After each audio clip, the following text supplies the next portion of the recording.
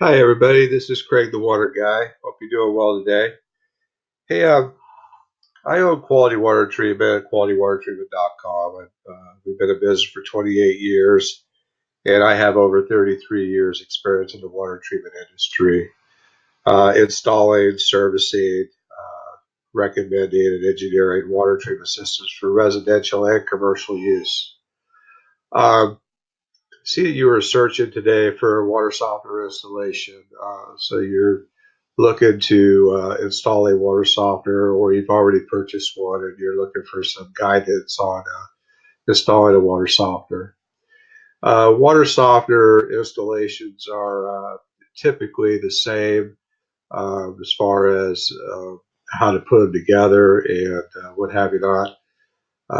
Your plumbing situation may be a little bit different, from one to the other, but all in all, it's pretty much the same routine. So, with a water softener, when you purchase them online, in a lot of cases, the resin bed comes separately. So, the first thing you need to do is add the resin to the tank. And if you purchase a system from us, and if it wasn't shipped loaded, although our systems do come loaded all the way up to 48,000 grain capacity, so you don't have to load them. But if it was larger than that, or if you purchased a water softener from somebody else and the resin is not already in the tank for you, then they should have supplied you with a media funnel, which is a plastic funnel that fits over the top of the tank. Basically, what you would do is you would use a cap of some sort or a piece of tape and tape the top of the distributor tube, which is the plastic tube that's at the center of the tank, so the resin cannot get down inside the tube. And then you would put the funnel over the top of the tank and make sure you keep the tube centered in the center of the tank the best that you can, and slowly but surely add the resin to the tank. And then when you're finished, remove the funnel, remove the cap or the tape for the tube, clean the threads, the internal threads of the tank off with some water or a soft brush. And then what you do at that point is you take your control valve and you slip it over the top of the tank. Make sure the tube goes in the center of the valve. There's a hole in the bottom of the valve the tube goes up into. And you hand tighten the valve onto the tank. There is no need for any sort of lubricants or tape or anything like that. The valve is O-ring sealed, so you basically just hand tighten it on there. You don't use any wrenches or anything like that. You don't want to over tighten the valve. Okay. Once you have done that, your water softener is ready to install. So at that point, what you do is you verify which side of the water line is your inlet and your outlet. A lot of homes have what they call a water softener loop that's already going through your wall. So basically, you have a pipe coming in. It has a couple of 90-degree elbows on it, and then it goes back into the wall. If that is the case, what you want to do is shut the main water off going into the house. Turn on some inside faucets to drain the water off. Remove a couple of aerators from some faucets. Leave those faucets on, even though the water is stopped. And then go to the lowest point in the plumbing that you have a faucet at, and turn that faucet on to drain the pipes in your home the best that you can. Everything will create a siphon by leaving those other faucets open with the aerators off of it, and then the water can basically run backwards to that lowest point to drain as much of the water off the system as you possibly can. Okay. At that point, you're going to go ahead and cut the in and out line that you have going through your wall. Or if you don't have a loop, then you're just going to cut the main water line where you need to cut it before it tees off and goes to any other fixtures inside the home. Okay, so usually at the main water source where the water enters the home is where you're going to do that. Okay, so at that point, if you do have the loop, now what you want to do is you want to verify what side of that loop is your inlet and your outlet. So once you cut the loop, you'll get a container like a bucket or something like that, and have somebody else slowly turn the water supply back onto the home as you stand there and capture whatever water comes out of that loop and mark that loop, or mark that pipe that the water is coming out of. Okay. Have them turn off the water immediately. And then at that point, you're ready to go ahead and install your water softener because you verify which side is the inlet and which side is the outlet. That's one of the most common problems that people, one of the most common mistakes that people make is they don't take the time to do that and they guess and then they end up plumbing their water softener backwards. If you plumb your water softener backwards, you're going to blow the resin that you just added to the tank into your home, and that takes quite some time to clean all that up. So you don't want to do that. So take the time to do this part of the installation. Make sure that you're doing it right. Okay. At that point, on your softener, you have a bypass valve that is marked in and out, or you might even have a yoke depending on where you purchased it. But either case, it'll be marked in and out, or it'll have arrows pointing in and out.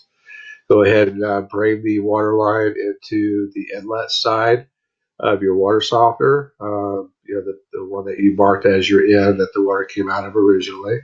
And then on the outlet side of the softener, go out and go back into the home there. If you want to have a faucet, which we always recommend that you do, is you put a T with what we call a hose bib, which is basically an outdoor faucet, right on the outlet side of your softener as you're going into your home. That could be utilized for a test point to test your water softener to make sure it's working coming directly out of the softener, which is great for troubleshooting the system later on if ever need it.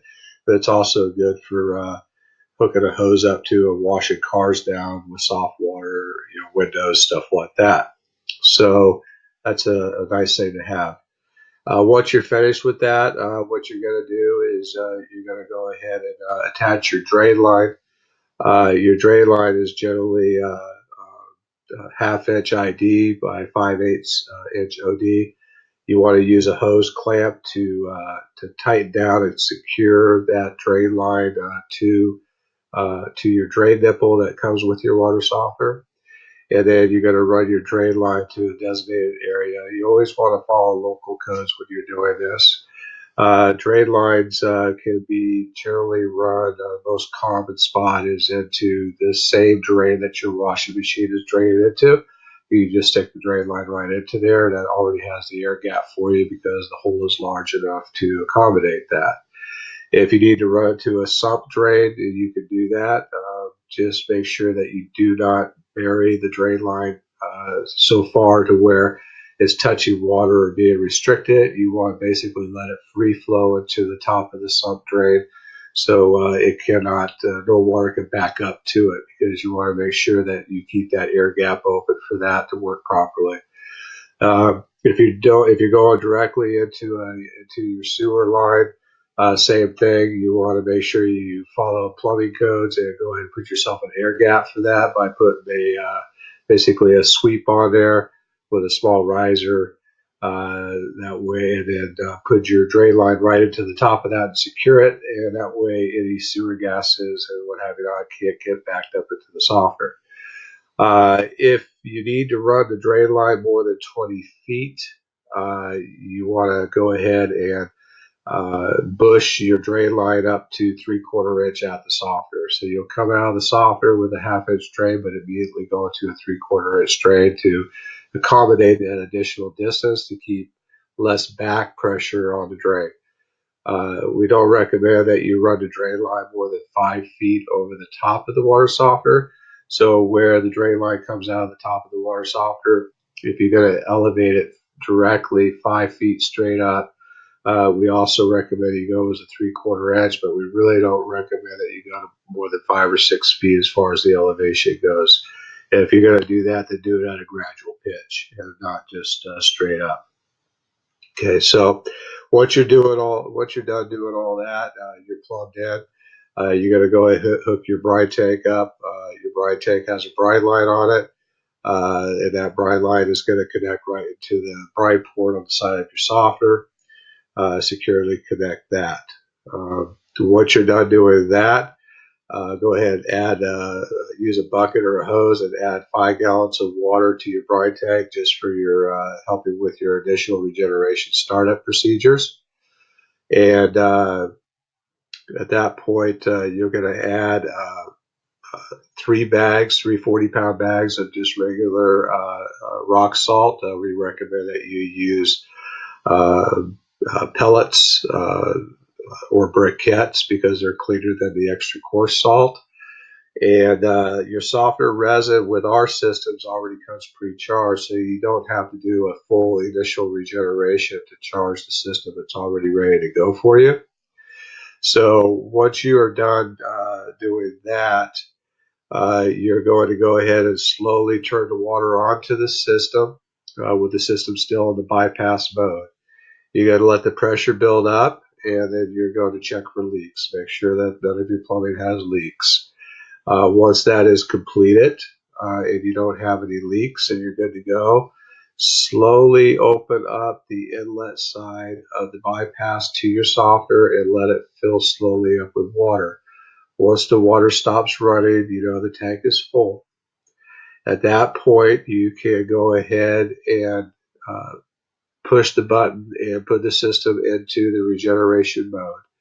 That will initially put the system into backwash. You will hear some air spurt out the drain line and a little bit of water, and then the system will stop.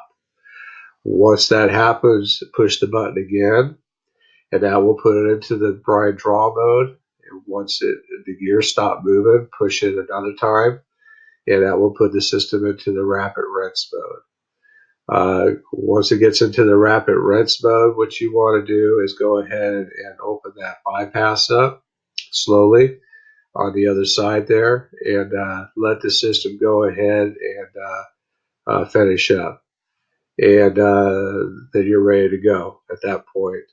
While the system is doing the rapid rinse mode, go ahead and check your drain line, make sure it's not leaking in any spots as well.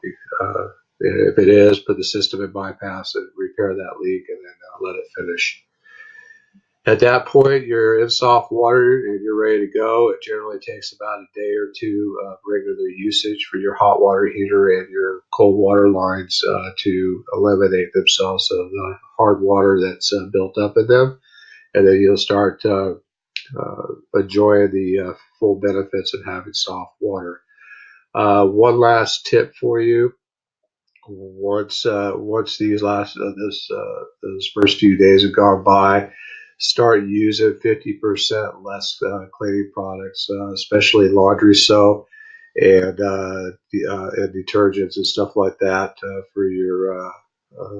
for doing your dishes and your dishwasher, because soft water does not require so much soap to get things clean. So in a lot of cases, what people will do is do their first load of laundry, fresh laundry that they haven't done with soft water yet, with no soap at all.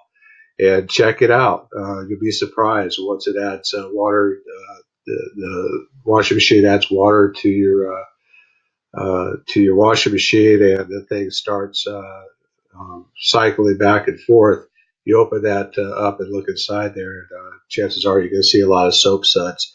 Those are soap suds that have not been rinsed out of your laundry from having hard water all this time. The soft water is going to pull those soap suds out of your clothes. So it's kind of a neat little thing to experience, and it also guarantees that you get all those additional soap out of your clothes that you don't need to have in there. So I hope that helps you out, folks, and thank you for visiting us, and have a great day.